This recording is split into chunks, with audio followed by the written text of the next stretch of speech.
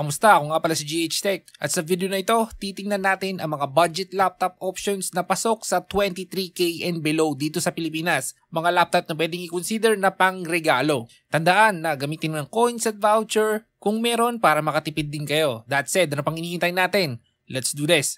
Unahin natin ang Lenovo ThinkPad A285. May Ryzen 5 Pro 2500U, 8GB of RAM at 256GB SSD. Maganda itong pangregalo para sa office work, online task, or basic productivity. Pwede rin itong pang low quality esports laptop. Gagana dito ang League of Legends, Dota 2, at Valorant. Compact siya at matibay din dahil business laptop series. Downside lang ay maliit ang screen, 12.5 inch ang screen. Or pwedeng maganda din to sa inyo. Dahil maliit ang screen kasi gusto mo na ang portable na device. Uulitin ko lang, gamitan ng coins at voucher para makatipid pa kayo. Pwede nyo itong makuha ng around 14,000 kung tamang-tama ang tiyempo nyo. Next ay ang Asus VivoBook 14 na may i3 1315U, 8GB of RAM at 128GB of SSD. Ito po yung tipo ng laptop na pangregalo sa estudyante o beginner user na may kailangan ng simple, modern at efficient machine para sa school task, browsing at daily use. Main limitation niya ay maliit ang storage pero okay na entry-level option. Katulad ng una, low-spec games lang. Pero ang kagandahan ng laptop na ito ay bagong-bago to. Sunod ay ang Lenovo ThinkPad X395. May 16GB of RAM, 256GB SSD. Kung ang plano mong regaluhan ay mahilig mag-multitask, low-spec gaming, mag-code o mag-work sa mas mabigat na applications, mas practical itong choice.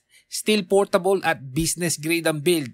At kung ako ang tatanungin mo, para sa akin, okay sa akin tong pang-backup editing ng mga videos. Hindi ito kasing bilis ng desktop computer ko, pero pwede ko tong tiyagain. Hindi naman to a point na sobrang hirap tiyagain. Usable to.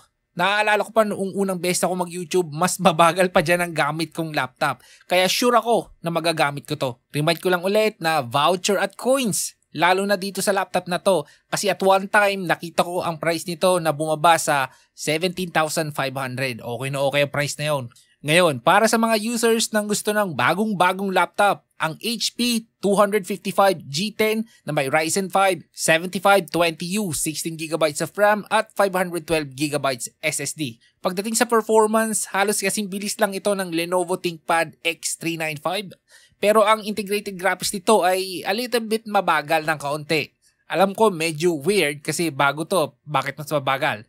Ewan ko, tanong nyo sa AMD. Wala tayong magagawa. Yan ang resulta. Ang maganda dito ay bagong-bago ang HP 255 G10. Ito ay ni-release early 2024. Ang Lenovo ThinkPad X395 ay ni-release noong 2019 pa. So yeah, kaya nito ang school task, office workloads, light editing, at casual esports gaming. At tandaan, nakita nyo na FreeDOS lang siya. So, kailangan mag-install ng Windows kung kailangan or Linux, depende sa inyo.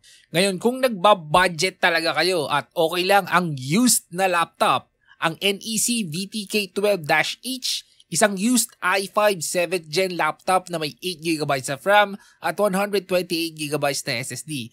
Pwede itong pangregalo kung tight ang budget at ang kailangan lang ng pagbibigyan mo ay basic tasks tulad ng browsing, modules, or documentation.